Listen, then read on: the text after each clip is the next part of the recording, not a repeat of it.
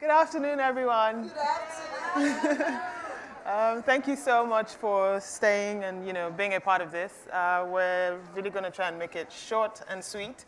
Can we start by playing the video just to take you on a little journey of some of the work that our creatives do across the continent? Right? The capacity of Africa to heal itself is to put people first.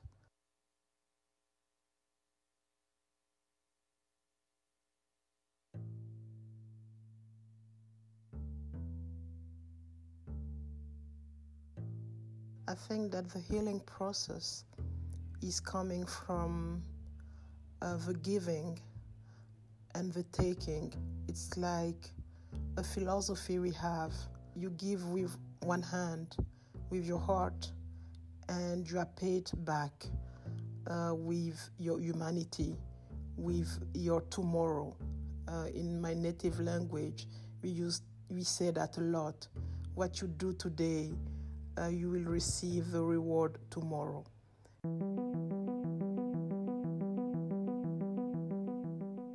The fashion industry has always been a place where subcultures could thrive. And going with what's happening today, I suppose the parallel would be what happened in the 60s. The world had been, for years, it had been in turmoil and trouble, and the economies were bad.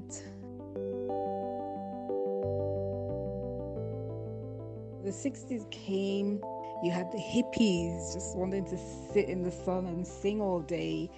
I imagine that we're probably going to get something similar.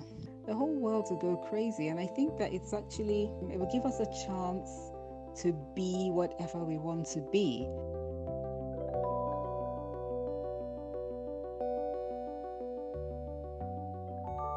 The techniques that you find on the material level, so where fabric is created, where fabric originates from, has a very strong crafts language that has been developed in many cases and in many communities over centuries. And many of the techniques you find are woven into the fabric of those societies in a way that is what we term globally now sustainable, but for these communities it's just the way of life.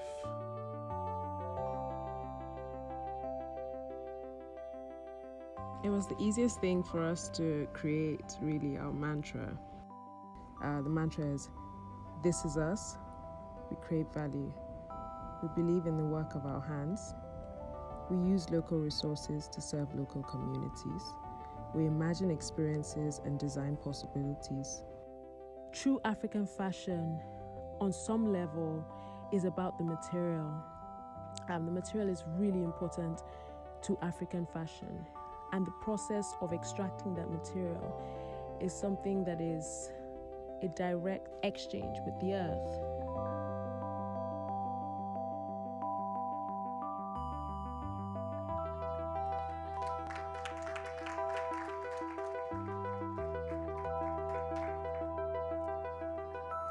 Thank you so much. This video was shot in 2020. It was at a time when the whole world was at complete standstill, and it was shot through, some of our creatives just sending voice notes, and our creative team putting that together. So today, I just really want to talk to us a little bit about woven threads, and we believe that woven threads is the future of fashion in Africa. It's that phrase to us has become synonymous with different stakeholders, different communities within fashion's ecosystem.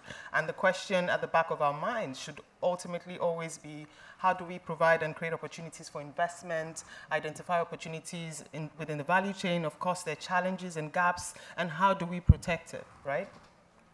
So over a period of time, the message we've consistently been sending to the world, and not just us at Star House Files Lagos Fashion Week, but the community of people, stakeholders across. There's currently an exhibition going on at Victoria, at Brooklyn. I've said that so many times. At Brooklyn Museum that, everyone you have to check that out.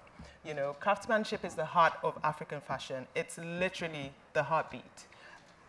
for us, you know, over a period of time, we've tried to get people to understand that there's an intersection between community, which is the starting point of our creative process, this craftsmanship, and how it's often translated into some of the garments we see today, whether or not, you know, it's completely not woven, it's dead stock fabric, or, you know, it's how do we ensure that we create opportunities for designers to thrive on the continent while we're also protecting our heritage of craftsmanship. So through this intersectionality, what we're trying to look at, or what we want to do, is to take a deeper, closer look at what makes up, you know, our cultural identity in different parts of the continent. But ultimately as well, how do we ensure that a lot of the, not just the designers, but the communities they represent, you know, because community is the starting point of our creative process. So if they're not working in silos, they're ultimately change agents, they're creating jobs and creating opportunities for crafts and skills preservation, which is very, very important.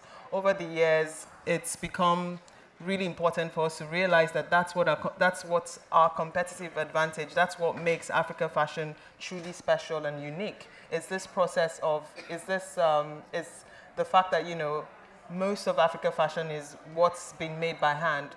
Fast forward 2023 today, most of the conversations we're hearing coming from the continent is focusing more on second-hand waste that's constantly imported into the continent. And gradually, whether or not we like it, it's eroding value, and people are beginning to, you know, focus on that. I mean, we're having conversations about the European Union and the need for them to take action, whereas Africa fashion is still, you know, at a complete, dare I say, complete standstill in that sense.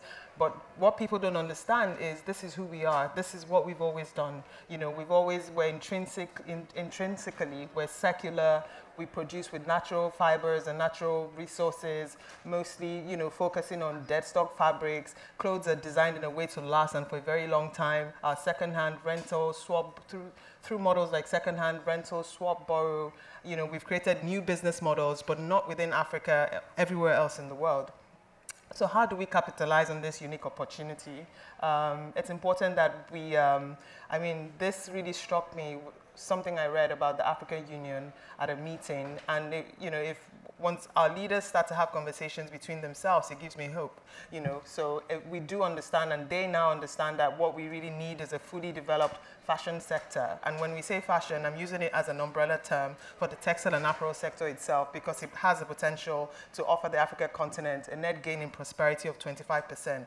But don't get this wrong, it's not just, you know, we creatives operating or working in silos. It's, you know, when we're functioning together as a value chain or value cycle. So you're thinking right from raw materials, which is prevalent across Africa, you know, is sourced in, I mean, if we think about, that noise is distracting. Raw materials and, you know, where it's sourced from. I mean, this is just figures from the cotton industry across Africa. So if we think about the fact that at least we have over 37 out of 54 African countries produce cotton. Out of that, you know, we have about 3.5 million farmers, you know, and when I say farmers, I'm talking about small-scale farmers, not even industrialized in that sense, who benefit from that. You know, there are conversations around, you know, there being a 90% increase, you know, when the possibility of there being a 90% increase in output, if the whole system, if the value system is working together the way it's supposed to be. And beyond cotton, if we look around, if we think about Southern Africa, we have mohair, we have Angora, silk is found in Madagascar. You know, the continent is rich in natural resources, but the challenge is there's currently a deficit. So if we're exporting, I mean, if we think about Egypt, Tunisia, Morocco, Algeria, most of the African countries that are currently very industrialized, right? But conversations, you see all these figures that's thrown out about Africa, the value of the African textile industry, you know, maybe an input of about 23.1 billion. But what you don't know is part of that is if you're importing over 23.1 billion goods and all you're exporting is 17.1%, you already have a deficit. So it just feels like we're all playing, you know. So each year, if there's constantly a deficit, and you know why there's a deficit, because most of the fabrics that they use in some of those currently industrialized sectors across Africa are not made in Africa. But what we are advocating for is that there's got to be a link between our heritage of craftsmanship, our heritage of, you know, practically every country has a woven fabric, and so even some countries have like more than one, like so many. So how do we contribute to bringing all of that together and ensuring that you know, there's a direct link between our heritage of craftsmanship and the industrialization that we're all craving for. We constantly talk about the need to industrialize Africa, but what we're not talking about is how do we get there? What are we using? What's the approach? Are we going to, you know, keep importing from China and expecting to make profit? It's not going to happen.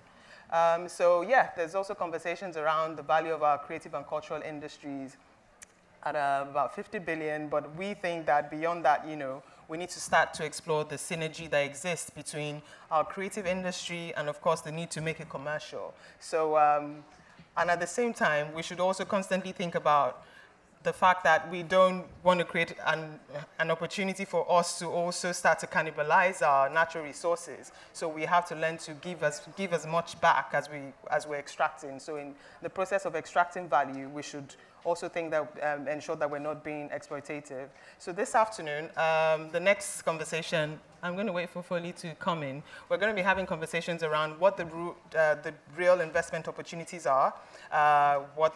We don't want to talk about the challenges because we know that's going to bore you. We just want to focus on the opportunities that exist today. How can we support young businesses? But apart from that, you know, how can we support, I mean, Asante, who you're going to be listening to, has a factory in Rwanda, you know, that has over like 1,000, I mean, it's huge, you know. So in speaking to that and understanding what the true cost of fashion is, how are we going to ensure that we contribute to the $2.1 trillion that's the figure that's currently being bandied around as the true, as, you know, the total value for Africa, for the global trade in retail, and we're currently just sitting at I think Africa is currently at -1%. No, we're not quite there. So how do we tap into that? We believe there's got to be that link, but I guess when you listen to the rest of the panel, we'll let you decide. Thank you very much.